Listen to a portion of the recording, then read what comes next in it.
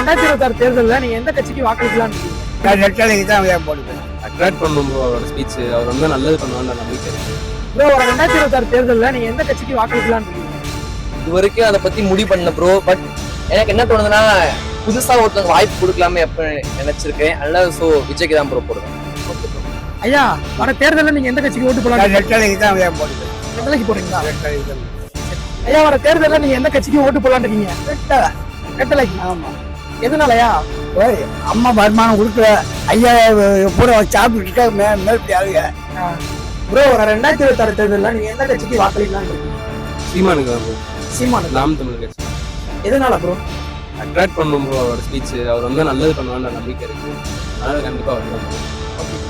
சீமானம் வந்தா நல்லா இருக்குன்னு நினைக்கிறீங்க? கண்டிப்பா நல்லா இருக்கும். ஓகே.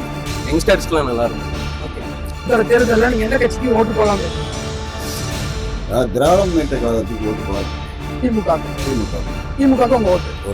அண்ணே, இந்த தேர்தலில் நீங்க எந்த கட்சிக்கு ஓட்டு போடலாம்னு இருக்கீங்க? அனைத்து இந்திய அண்ணா திராவிட முன்னேற்ற கழகத்துல ஜெயலலிதா காலத்துல இருந்து நான் ஏடிமிக்கு தான் ஓட்டு போடுறேன். இனிமேல் பட்டு ஏடிமிக்கு தான் ஓட்டு போடுறேன்.